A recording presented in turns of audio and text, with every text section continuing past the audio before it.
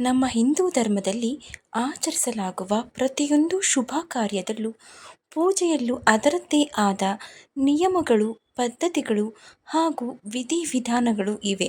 ಅದರಂತೆ ನಾವು ದೇವರ ಪೂಜೆಯನ್ನು ಮಾಡಿದಾಗ ಅದು ಶುಭವಾಗುತ್ತೆ, ಶುಭ ಫಲಗಳು ಹೆಚ್ಚಿಗೆ ಸಿಗುತ್ತೆ. ಎಲ್ಲ ವಸ್ತುಗಳನ್ನು, ಎಲ್ಲ ಆಚರಣೆಗಳನ್ನು ಶುದ್ಧವಾಗಿ ಮಾಡಲಾಗುತ್ತದೆ. ಬಳಸುವ ವಸ್ತುಗಳಲ್ಲೂ ಸಹ ಶುದ್ಧತೆಯನ್ನು ಕಾಪಾಡಿಕೊಳ್ಳಲಾಗುತ್ತದೆ.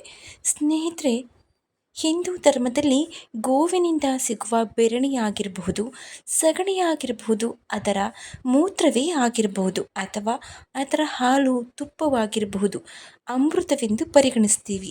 ಶಾಸ್ತ್ರದಲ್ಲಿ ದೇವರ ಪೂಜೆಗೆ, ಹೋಮ ಹವನಕ್ಕೆ, ನೈವೇದ್ಯಕ್ಕೆ ಶುದ್ಧ ತುಪ್ಪವನ್ನು ಬಳಸಬೇಕೆಂದು ಹೇಳ್ತಾರೆ. ಇದಕ್ಕೆ ಕಾರಣವೇನು?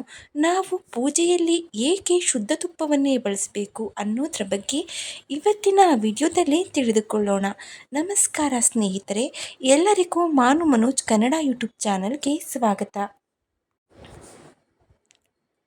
ಹಿಂದೂ ಧರ್ಮದಲ್ಲಿ ಆಚರಿಸಲಾಗುವ ಪೂಜೆಯಲ್ಲಿ ಅಥವಾ ಶುಭ ಕಾರ್ಯದಲ್ಲಿ ದೀಪವನ್ನು ಹಚ್ಚುತ್ತೇವೆ.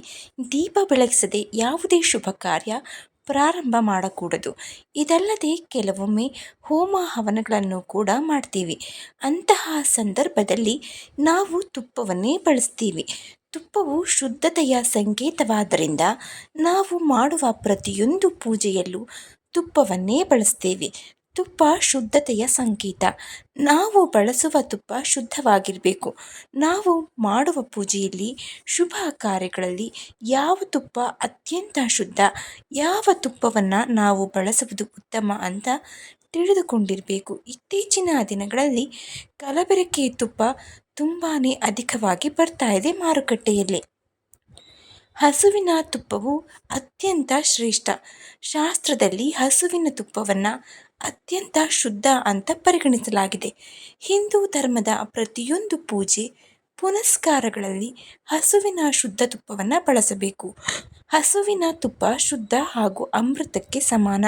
ಹಸುವಿನ ಹಾಲಿನಿಂದ ತಯಾರಿಸಿದ ಶುದ್ಧ ತುಪ್ಪವನ್ನು ನೀವು ಪೂಜೆಯಲ್ಲಿ ಬಳಸಬೇಕು.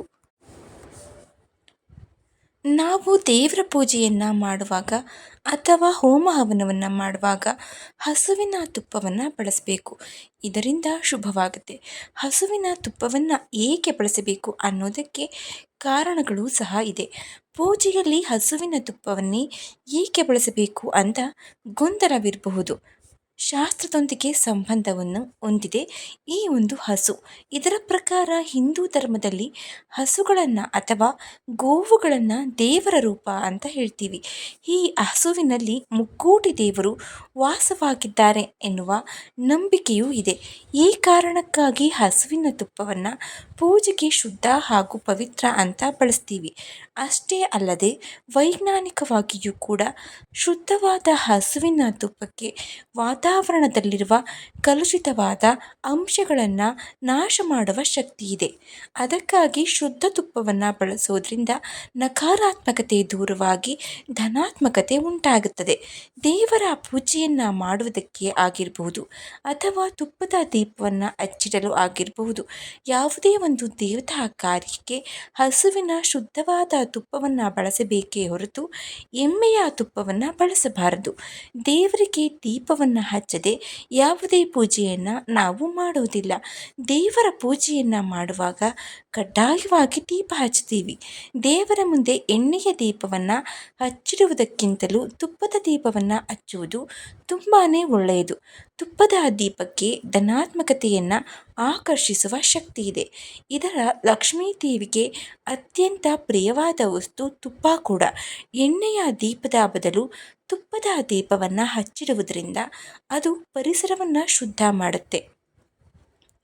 ದೇವರ ಪೂಜೆಯನ್ನು ಮಾಡುವಾಗ ಅಥವಾ ಮನೆಯಲ್ಲೇ ಆಗಿರ್ಬೋದು, ನಾಟಿ ಹಸುವಿನ ತುಪ್ಪವನ್ನು ಇಟ್ಟುಕೊಂಡು ಅದನ್ನು ಬಳಸಬೇಕು. ಆದರೆ ಇದೀಗ ಹಸುಗಳಲ್ಲೂ ಕೂಡ ಬೇರೆ ಬೇರೆ ತಳಿಯ ಹಸುಗಳನ್ನು ಸಾಕ್ತಾರೆ. ಹಾಗಾಗಿ ನೀವು ಯಾವುದೇ ತಳಿಯ ಹಸುವಿನ ತುಪ್ಪವನ್ನು ಬಳಸಬಹುದು. ಆದರೆ ಹಸುವಲ್ಲದೆ ಬೇರೆ ಪ್ರಾಣಿಗಳ ಹಾಲಿನಿಂದ ಆಗಿರಬಹುದು ಅಥವಾ ಕೊಬ್ಬಿನಿಂದ ಆಗಿರಬಹುದು ತಯಾರಿಸಿದ ತುಪ್ಪವನ್ನು ಎಂದಿಗೂ ಬಳಸಬೇಡಿ. ಬಳಸುವ ಮುನ್ನ ಎಚ್ಚರಿಕೆಯಿಂದ ಬಳಸಿ. ಇಂದಿನ ದಿನಗಳಲ್ಲಿ ಯಾವುದು ಶುದ್ಧ ತುಪ್ಪ, ಯಾವುದು ಅಶುದ್ಧ ಕಲಬೆರಕೆ ಎಂದು ಕಂಡುಹಿಡಿಯುವುದು ತುಂಬಾ ಕಷ್ಟಕರವಾಗಿದೆ. ಸ್ನೇಹಿತರೆ, ಶುದ್ಧವಾದ ತುಪ್ಪವನ್ನು ಬಳಸೋದ್ರಿಂದ ಇಷ್ಟೆಲ್ಲ ಒಳ್ಳೆಯ ಪರಿಣಾಮ ಸಿಗಬೇಕಾದ್ರೆ ನಾವೇಕೆ ಶುದ್ಧ ತುಪ್ಪವನ್ನು ಬಳಸಬಾರ್ದು ಅಲ್ವಾ? ಸ್ನೇಹಿತರೆ, ಈ ವಿಡಿಯೋ ನಿಮಗೆ ಇಷ್ಟವಾಗಿದ್ದರೆ ದಯವಿಟ್ಟು ಶೇರ್ ಮಾಡಿ, ಲೈಕ್ ಮಾಡಿ. ವಿಡಿಯೋ ಬಗ್ಗೆ ನಿಮ್ಮ ಅನಿಸಿಕೆ ಅಭಿಪ್ರಾಯವನ್ನು ಕಮೆಂಟ್ ಬಾಕ್ಸ್ನಲ್ಲಿ ತಿಳಿಸಿ. ಚಾನಲ್ನ ಸಬ್ಸ್ಕ್ರೈಬ್ ಮಾಡಿಕೊಂಡೆ ನೋಡ್ತಾ ಇದ್ದರೆ ದಯವಿಟ್ಟು ಸಬ್ಸ್ಕ್ರೈಬ್ ಮಾಡಿಕೊಂಡು ನೋಡಿ. ಪಕ್ಕದಲ್ಲೇ ಇರುವಂತಹ ಬೆಲ್ ಬಟನನ್ನು ಒತ್ತಿ ಮುಂದಿನ ವಿಡಿಯೋ ನೋಟಿಫಿಕೇಷನ್ಗಾಗಿ. ಧನ್ಯವಾದಗಳು.